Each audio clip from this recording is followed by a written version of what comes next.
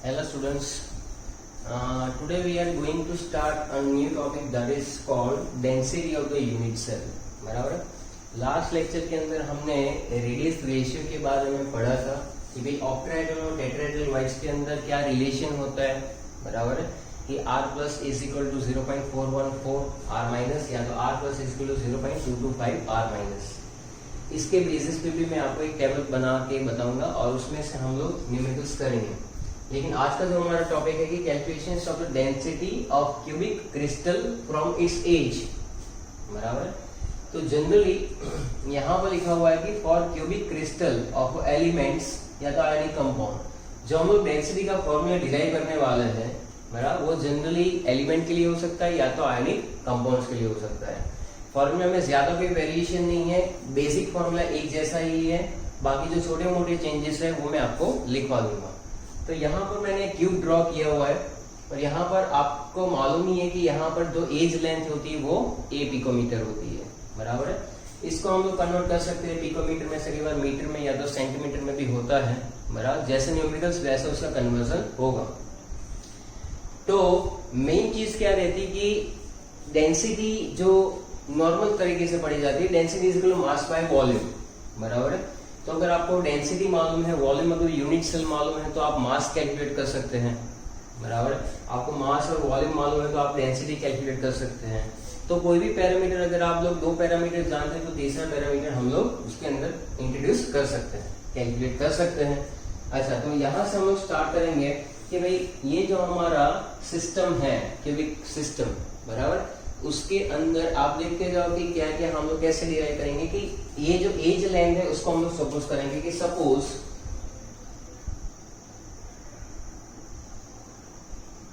As length is equal to small a. Suppose edge length जो है यहाँ पर क्या है, स्मॉल ए है। यहाँ पर आप इसको पिकोमीटर में भी लिख सकते हैं कि ए पिकोमीटर। बराबर। नेक्स्ट जो है कि यूनिट सेल की एज लेंथ हमने लिखी, डेंसिटी जो है बराबर, डेंसिटी क्या होगी यहाँ पर, डेंसिटी जो है उसका सिंबल हम लोग कई बार डी भी लिखते हैं और रो भी लिखते हैं। डेंसिटी का सिंबल क्या लिख सकते हैं, डी या तो रो। कैपिटल एम यहाँ पर क्या रहेगा, मोलर मास। एम क्या होगा, मोलर मास, यानी कि 1 मोल सब्सटेंस का जो मास होता है इसको हम लोग क्या कहते हैं, मोलर मास कहेंगे। बराबर। तो इतनी सी चीजें हमें मालूम है। वॉल्यूम ऑफ यूनिट सेल जो है, बराबर है, volume of unit cell, volume of unit cell यानी क्या लिखेंगे यहाँ पर, ए क्यूब। बराबर, यहाँ पर ए ही है सब जगह पर तो ए क्यूब वहां पर हम लोग मेंशन कर सकते हैं। बराबर। Number of atoms per unit cell क्या होगा यहाँ पर, नंबर ऑफ एटम्स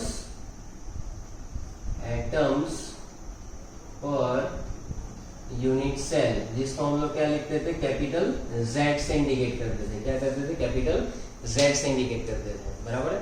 तो वॉल्यूम जो है हमारा वो बेसिकली हमने ए पिकोमीटर लिया हुआ है, तो ए पिकोमीटर जो है वॉल्यूम ऑफ यूनिट सेल हम लोग ए क्यूब भी लिख सकते हैं या तो ऐसा भी लिख सकते हैं कि ए पिकोमीटर का यहाँ पर क्यूब लिख सकते हैं।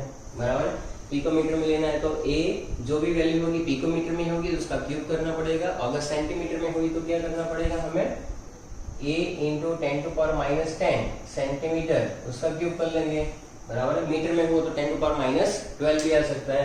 तो ये अलग अलग उसके यूनिट्स हैं। बराबर है। तो इससे मैं आपको बता देता हूँ।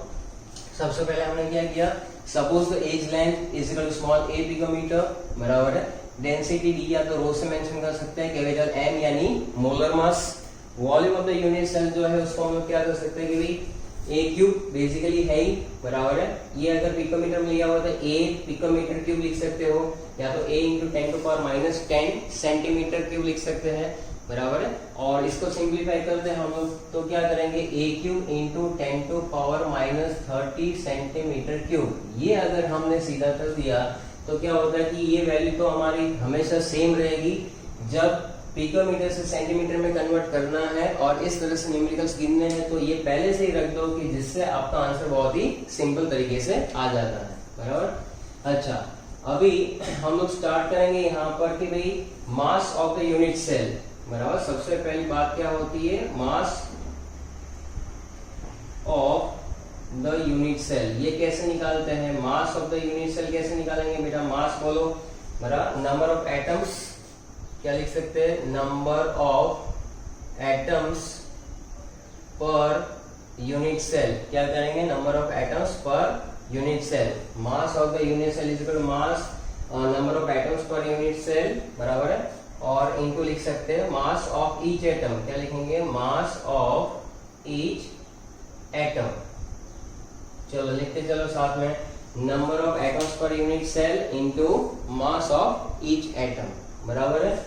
चलो तो number of atoms unit cell अभी हमने देखा ये Z होगा, और अगर मास ऑफ ईच एटम को मैं स्मॉल m से इंडिकेट करूं, बराबर, स्मॉल m जो है वो क्या है? मास ऑफ ईच एटम है, बराबर। तो मास ऑफ एटम अगर अलग से लिखना है तो क्या करेंगे? मास ऑफ ईच एटम यानी कि mass of atom is equal to small m।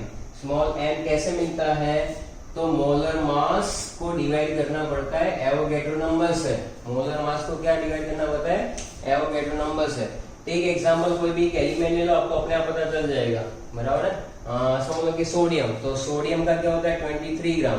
23 gram atoms जब होते हैं, 23 ग्राम जो है 1 मोल यानी 23 ग्राम। क्या लिखेंगे? 1 मोल यानी कि 23 ग्राम, बराबर है, is equal to Na atoms, is equal to Na atom. तो Na एटम का मास कितना होता है? 23 gram in the case of sodium. तो एक एटम का कितना हुआ? तो 1 into that value divide by Na। तो ये आपका क्या है बेटा? यहाँ पर n जो है, अगर एलिमेंट के बेसिस पे देखेंगे तो एटॉमिक मास भी हो सकता है, और कंपाउंड होगा तो वहां पर उस तरह से उसका फॉर्मूला मास भी निकाल सकते हैं। तो m अपॉन Na करना पड़ेगा। m अपॉन Na क्यों कर रहे हैं पता चल रहा है? क्योंकि आपको मास ऑफ एक एटम का निकालना है, मास ऑफ एक एटम। तो एक एटम का मास निकालने के लिए क्या करेंगे? Molar mass divide by Na, बराबर है। इतना कर लिया। अभी हम लोग निकालेंगे डेंसिटी। तो डेंसिटी क्या होता है? डेंसिटी मास बाय वॉल्यूम, लेकिन यहां पर mass of unit cell, mass of unit cell, और नीचे क्या आ जाएगा? Volume of unit cell, volume of unit cell, बराबर है। चलो अब वैल्यू पुट अप करो फटाफट। मास ऑफ यूनिट सेल, बराबर है, in upon volume of unit cell. कैसे करेंगे? डेंसिटी को d या तो रो से भी लिख सकते हो आप, यहाँ पर रो लिखो तो भी कोई प्रॉब्लम नहीं है। चलो रो से मेंशन करेंगे। मास ऑफ यूनिट सेल जो है उसकी जगह पर आप क्या लिख सकते हैं? यहाँ पर लिखा हुआ है mass of unit cell is equal to Z into m, बराबर, Z इंटू m। तो ये हो जाएगा आपका Z into m upon a cube, खत्म, बराबर है, a क्यूब। अच्छा, अब m क्या है? ये वैल्यू पुट अप करो यहाँ पर। तो यहाँ पर m की जगह पर क्या करेंगे? तो रो इज इक्वल टू क्या हो जाएगा? Z into capital M upon a cube into Na, a cube into Na। ये आपका आ गया डेंसिटी का फॉर्मूला। ये आपका क्या आ गया? डेंसिटी का फॉर्मूला, बराबर है। और अगर आप इसको ग्राम पर सेंटीमीटर क्यूब में लिखना है, ग्राम पर सेंटीमीटर क्यूब में लिखना है, तो क्या कर सकते हैं? Just add 10 to power minus 30, नीचे मल्टीप्लाई में लिख दो, और फिर लिख सकते हो ग्राम पर सेंटीमीटर क्यूब, ग्राम per centimetre cube. Conversion factor अपने आप चलते रहेंगे। बाकी मेन फॉर्मूला है density is equal to Z यानी यूनिट सेल कांस्टेंट, बराबर है। समझ लो कि बीसीसी दिया है तो बीसीसी के लिए क्या आएगा? 2, एफसीसी के लिए 4। एलिमेंट होगा तो यहाँ पर उसका एटॉमिक मास दिया होगा, बराबर है। और अगर आयनिक कंपाउंड हुआ बेटा तो वहां पर उसका फॉर्मूला मास a क्यूब, बराबर है। a जो है वो आपका एज लेंथ है, बराबर है। जनरली पिकोमीटर में दिया जाता है, इसको आपको कन्वर्ट करना पड़ता है। Na जो है वो यहाँ पर क्या है? Avogadro constant. तो आप इतना कंप्लीट कीजिए, फिर हम लोग उसके अंदर कैलकुलेशंस स्टार्ट करते हैं।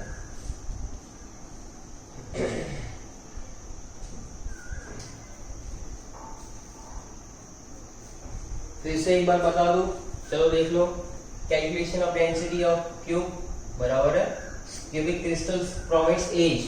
तो सपोज कि हमने एज लेंथ को a पिकोमीटर से, डेंसिटी d या तो रो लिख सकते हैं, m यानी molar mass, volume of the unit cell क्या लिखा हमने? a cube. a क्यूब की जगह पर लिख सकते हैं, अगर पिकोमीटर में कंसीडर करो तो a पिकोमीटर क्यूब। तो पिकोमीटर में से सेंटीमीटर में जाना है तो a into 10 to power minus 10 centimetre cube, a cube into 10 to power minus 30 centimetre cube. Number of atoms per unit cell यानी कि unit cell constant Z, mass of the unit cell क्या रहेगा, number of atoms per unit cell into mass of each atom, mass of each atom यानी Z into small m। Mass of each atom निकालने के लिए molar mass को किससे divide करना पड़ेगा आपको, एवोगैड्रो कांस्टेंट से। तो ये वैल्यू यहाँ पर पुट अप करेंगे सारी की सारी, तो density is equal to Z into m upon a cube small m, या तो फिर कर सकते हैं density is equal to Z into capital M upon a cube into Na। और अगर ग्राम पर सेंटीमीटर क्यूब में करना है तो 10 टू पावर माइनस 30 से नीचे आपको मल्टीप्लाई कर देना है। चलो ठीक है, इतना किया आप लोगों ने कंप्लीट।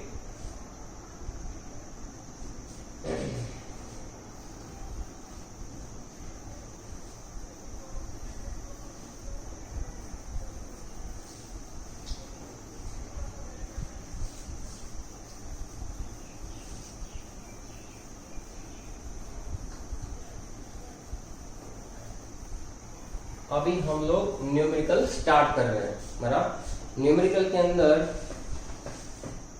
सीधे सीधे क्या क्या गिवन है, तो टेक्स्ट बुक एनसीईआरटी की टेक्स्ट बुक निकाल के रखे, बराबर है। चलो सबसे पहले दिया हुआ है कि भाई एक एलिमेंट एग्जांपल नंबर 1.3, एग्जांपल 1.3। चलो, an element has a body centred cubic structure, body centred cubic structure दिया है, जिससे पहले क्या लिख लो, Z आएगा हमारा यहाँ पे 2, बराबर है। अच्छा, with cell edge of the 288 picometre, cell edge क्या दिया है, एज 288 पिकोमीटर, बराबर है। इसको हमें क्या करना है, अगर वॉल्यूम ऑफ यूनिट सेल निकालना है तो यहां से निकालो पहले, वॉल्यूम ऑफ यूनिट सेल, तो ए क्यूब इक्वल टू क्या कर दो सीधा 288 10 टू पावर माइनस 10 करके इसका क्यूब कर दो, 288 into 10 to power minus 10 centimetre, बराबर, सेंटीमीटर क्यूब, बराबर है। चलो कैलकुलेटर के अंदर वैल्यू जो है आप कैलकुलेट कर लो फटाफट। क्या आंसर आ रहा है, 2.39, क्या आ रहा है 2.39 10 to power minus 23, 10 to power minus 23 centimetre cube. ये हमने पहले क्यों निकाल लिया, क्योंकि हमें मालूम है कि ए क्यूब हमें प्लेस करना ही है, बराबर है। अच्छा, अब कैलकुलेट क्या करना है, तो कैलकुलेट हमें करना है, calculate how many atoms are present in 208 gram of element, 208 gram element में कितने एटम्स प्रेजेंट होंगे, बराबर है। ये डेटा है हमारा। अब यहां से जो हम लोग स्टार्ट करेंगे कैलकुलेट करना, तो सबसे पहले क्या था, डेंसिटी, बराबर है, is equal to Z into M upon a cube into Na। अच्छा, डेंसिटी कितनी गिवन है, डेंसिटी हमारे पास है 7.2, डेंसिटी रह गई लिखनी, तो डेंसिटी एक बार लिख लेते हैं, डेंसिटी की वैल्यू कितनी है 7.2 gram per centimetre cube, density is given 7.2 gram per centimetre cube. चलो ठीक है, बराबर है। चलो अब जो है पेपर वर्क करके ही करना है हमें, तो m को सब्जेक्ट बनाओ, m इज इक्वल टू क्या आ जाएगा, रो इंटू ए क्यूब, बराबर है, इंटू Na। यहाँ पर क्या आ जाएगा नीचे Z। तो आप देख लो डेंसिटी आपकी कितनी है 7.2, बराबर है, ग्राम सेंटीमीटर क्यूब। चलो ए क्यूब कितना आ रहा था 2.39 10 टू पावर माइनस 23, यहाँ पर है सेंटीमीटर क्यूब। चलो, और यहाँ Z कितना है 2 है, Na कितना है बेटा 6.022 10 टू पावर 23, ये आपका आ रहा है क्या, एलिमेंट है तो एटॉमिक मास, बराबर है। चलो इसका कैलकुलेशन करो, आंसर फाइनल आंसर क्या आ रहा है बताओ मुझे। आपका आंसर कैलकुलेट करके रखा हुआ है मैंने अभी 51.8 ग्राम, 51.8 ग्राम पर मोल आएगा, बराबर है। तो ये जो आंसर आ रहा है ये तुम्हारी टेक्स्ट बुक से हमने सीधी वैल्यू पुट अप कर दी है, टेक्स्ट बुक में 1 बाय 1 स्टेप किया हुआ है, बहुत ही सिंपल सा। सामने देखो जरा, पीसीसी है तो Z2 दिया हुआ है, A288 पिकोमीटर है, तो उसको हमने सीधा किसमें कन्वर्ट कर दिया 2.39 into 10 to power minus 23 centimetre cube. Density 7.2 gram per centimetre cube given है। तो डेंसिटी का फॉर्मूला क्या है, Z into M upon a cube into N A, बराबर है। आपको कैलकुलेट करना है पहले m, तो ही नंबर ऑफ एटम्स मिलेंगे कि भाई इतना जो आ रहा है is equal to Na atoms, बराबर है। तो 208 ग्राम में कितने एटम। चलो यहाँ पर जो है ये हमारा निकल रहा है, तो ये सेंटीमीटर क्यूब कैंसिल है, बाकी सब वैल्यू का हमने सिंप्लीफिकेशन किया, तो ये आपका रहा इतना ग्राम पर मोल, बराबर इतने ग्राम पर मोल। चलो ठीक है, अभी आपको कुछ करना नहीं है। ये जो किया हुआ है कि भाई Na एटम्स जो होंगे बेटा उसके अंदर कितना है, यहाँ पर उल्टा लिखना पड़ेगा कि 51.8 ग्राम पर मोल जो है उसमें कितने एटम्स होते हैं, Na एटम्स होते हैं। Na एटम्स का मतलब है 6.022 10 टू पावर 23। तो क्वेश्चन में क्या पूछा हुआ है, क्वेश्चन के अंदर कितना दिया, 208, कितना दिया हुआ है 208 ग्राम में कितने नंबर ऑफ एटम्स प्रेजेंट है। तो कैसे करोगे, 208 इंटू 6.022 10 टू पावर 23 बराबर है नीचे 51.8, नीचे 51.8 इतना कर लो, तो आपका जो आंसर आएगा वो आएगा 24.16 10 टू पावर 23 एटम्स, बराबर है। तो ये फेज सिर्फ 2 स्टेप में हो जाएगा, बराबर है। इतने सारे स्टेप्स करने की जरूरत है नहीं, 1 बाय 1 कर रहे हैं, वो छोड़ो, सीधा ये सम जो है उसको लिख लो फटाफट।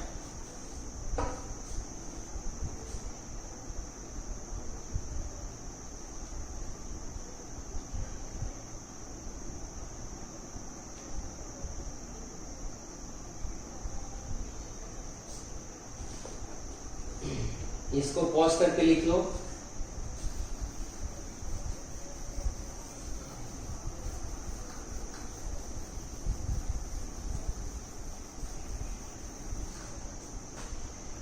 चलो एक और न्यूमेरिकल दिया हुआ है कि भाई X ray diffraction study so that copper crystallize in FCC unit cell. तो एफसीसी यूनिट कॉपर की बात कर रहे हैं, वो इसका क्रिस्टलाइजेशन हो रहा है बेटा एफसीसी के अंदर। एफसीसी यूनिट सेल, एफसीसी का मतलब सीधा यहाँ से Z इज इक्वल टू क्या हो जाएगा आपका 4। चलो एज सेल जो दिया है वो कितना है, स्मॉल a की वैल्यू आपके पास है, स्मॉल a की वैल्यू यहाँ पर आपके पास दी हुई है, वो है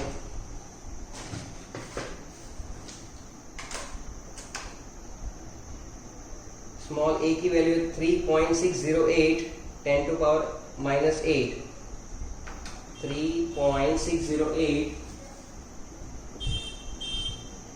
10 to power -8 centimetre in the separate experiment, बराबर है। Copper is determined to have the density 8.92, density यानी कि रो is given 8.92 gram per centimetre cube, gram per centimetre cube. Okay, calculate the atomic mass of copper, calculate the atomic mass of copper, बराबर है। तो बहुत ही simple है, आपको कुछ करना ही नहीं, इसके अंदर सब कुछ दिया हुआ है। देखो बेसिक, तो डेंसिटी का फॉर्मूला वो कितना है, डेंसिटी इज इक्वल टू, बराबर डेंसिटी इज इक्वल टू क्या लिखेंगे, Z इंटू यहाँ पर m upon a cube into Na, बराबर है। चलो वैल्यू पुट अप करो, आपका आंसर आ जाएगा। आपको क्या करना है, कुछ नहीं करना है, ये जो m है इसको सब्जेक्ट बना लो वापस, तो क्या हो जाएगा, rho into a cube into Na divide by Z। चलो वैल्यू पुट अप करो,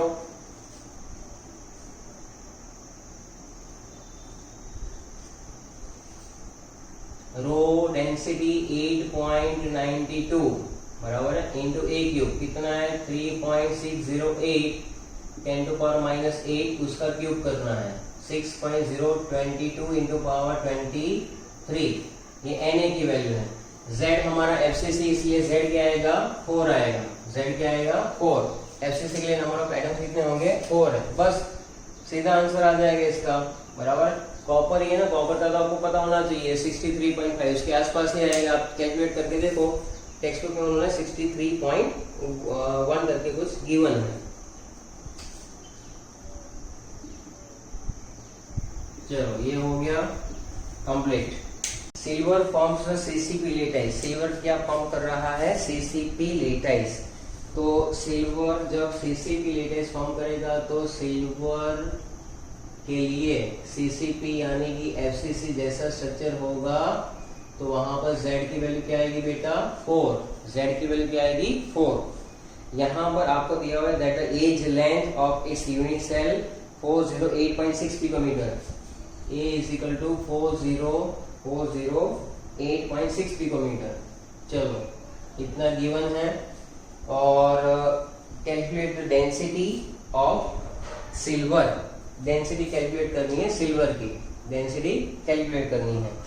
एटॉमिक मास गिवन है, एटॉमिक मास यहाँ पर गिवन है 107.9 यूनिफाइड मास, बराबर है, यानी कि ग्राम एटॉमिक मास के बेसिस पे लिख सकते हैं। अच्छा, अब यहाँ पर हमारे पास डेंसिटी का जो फॉर्मूला है वो क्या है, जैसे नॉर्मली करेंगे वैसे ही करेंगे। डेंसिटी या तो रो इज इक्वल टू क्या लिखेंगे, Z into M upon a cube into Na। Z का क्या दिया हुआ है 4, बराबर है। m जो हमारा है, m यहाँ पर हमें कैलकुलेट करना है, अच्छा डेंसिटी कैलकुलेट करना है, तो m जो है गिवन है, m है yes, that is atomic mass 107.9। a cube हमारा क्या है, a क्यूब हमारा है यहाँ पर 408.6। चलो पिकोमीटर में तो क्या करेंगे, सेंटीमीटर में कन्वर्ट करने के लिए हम लोग यहाँ पर 10 टू पावर माइनस 10 का क्यूब कर लो, बराबर 10 टू पावर माइनस 10 का क्यूब कर लो। और Na हमारे पास जो है वो 6.022 10 टू पावर 23 है। चलो ऊपर का मल्टीप्लिकेशन का आंसर क्या आ रहा है, 4 इंटू 107.8 यानी रफली 108 है, बराबर है। तो यहाँ पर मैं कर लेता हूँ, ये कुछ आ रहा है 431.9 जितना, 431.9 जितना, बराबर है। नीचे का कैलकुलेशन आप देख लो, नीचे का कैलकुलेशन जो है बराबर है 408.6 मल्टीप्लाई करो 3 टाइम्स 10 टू पावर कितना आ रहा है, तो ये तो 10, ये आ जाएगा आपका 408.6 का cube into 10 to power minus 30 और Na, बराबर सिंप्लीफाई करो फटाफट, तो आपका रो आएगा, फाइनल आंसर बता रहा हूं मैं, आपके पास कैलकुलेटर है, आप कर सकते हो 10.55, कितना आएगा 10.55, बराबर है। ये आ जाएगा ग्राम पर सेंटीमीटर क्यूब, ग्राम पर सेंटीमीटर क्यूब, तो ये रहेगा आपका आंसर। तो ये हमारा था एग्जाम्पल, सारे के सारे एग्जाम्पल हमने कंप्लीट किए, बराबर है। ये अब डेंसिटी का ये जो टॉपिक है उसके अंदर कुछ कंक्लूजन है, बराबर है, जिसको मैं आपको लिखवा रहा हूँ तो वो अच्छे से लिख लीजिए। वी नो दैट, हमने अभी अभी डिराइव किया था कि डेंसिटी जो होती है वो क्या होती है, Z into M upon a cube into Na, simple, बराबर है।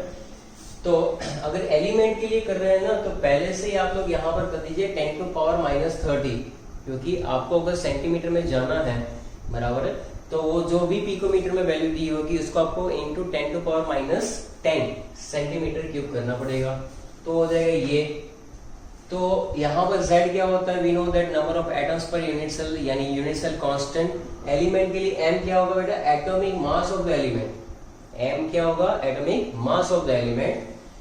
रो डेंसिटी है, बराबर है, जो हमें किसमें मिलने वाली है, ग्राम पर सेंटीमीटर क्यूब में, बराबर है।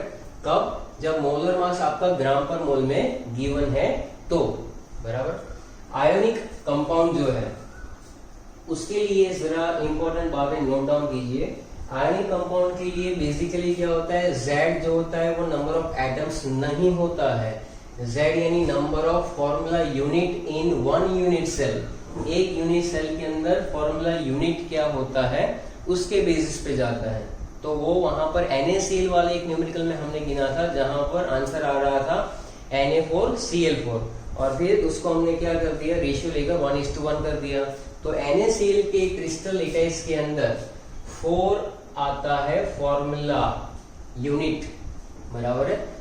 NaCl के लिए 4, ZnS के लिए 4 आएगा, 1 for caesium chloride, caesium chloride के लिए 1 आता है। ये बहुत ही अच्छे से याद रखिए, ये आपको कॉम्पिटिटिव के अंदर बहुत ही ज्यादा कम में आने वाला है, क्योंकि आयनिक कंपाउंड वाले न्यूमेरिकल्स बहुत ही कम दिए जाते हैं हमारी टेक्स्ट बुक के अंदर। M वहां पर आपको लिखना है फॉर्मूला मास, M वहां पर क्या लिखना है, फॉर्मूला मास। सपोज NaCl है तो कितना लिखेंगे हम लोग, 58.5, बराबर है। चलो A जो होता है edge, we know that, which is basically जब आयोनिक कंपाउंड होगा तो Na+Cl- होगा, कैटायन और एनायन, तो क्या लिखेंगे 2 into distance between the Na+ and Cl-। ये एक एग्जाम्पल दिया हुआ है, बाकी जो भी वहां पर आयंस होंगे उस तरह से लिखा जाएगा। ऐसा यूनिट के अंदर अगर आपको रो को मेंशन करना है तो क्या होगा, Z into M upon AQ into Na। वहां पर ऐसा यूनिट में मोलर मास किसमें दिया जाता है, किलोग्राम पर मोल के अंदर, और तब एज लेंथ आपको किसमें लिखना होगा, मीटर के अंदर। तो रो का आंसर आएगा किलोग्राम पर मीटर क्यूब, तब ग्राम पर सेंटीमीटर क्यूब नहीं आएगा, तब क्या आएगा, किलोग्राम पर मीटर क्यूब। तो ऐसा यूनिट के अंदर अच्छे से ध्यान दीजिए। मोस्ट इंपॉर्टेंट चीज ये नोट डाउन करके रखिए, एक तो ये Z की वैल्यू कहां पर क्या लेनी है वो बराबर फॉर्मूला में, और ये वाला जरा ध्यान से देखना है इस चीज को। For BCC structure of an element, element के लिए BCC स्ट्रक्चर जो होगा बराबर है, उसमें हमने कैलकुलेशन किया हुआ है अल्कली मेटल्स के BCC स्ट्रक्चर्स होते हैं, जैसे कि सीजियम क्लोराइड है, बराबर है।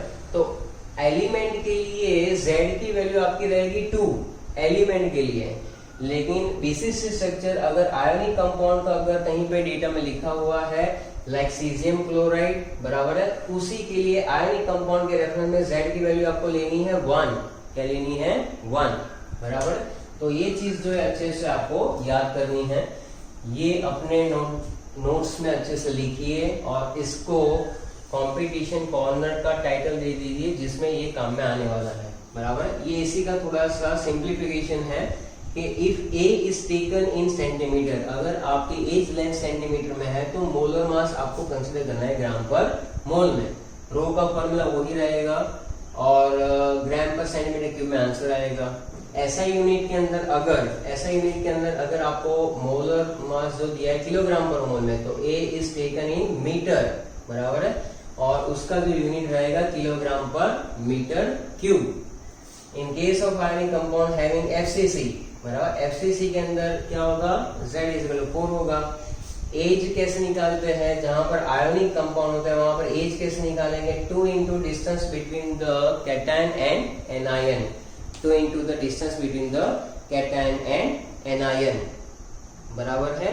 इतना कंप्लीट करके अच्छे से इसको याद करना है।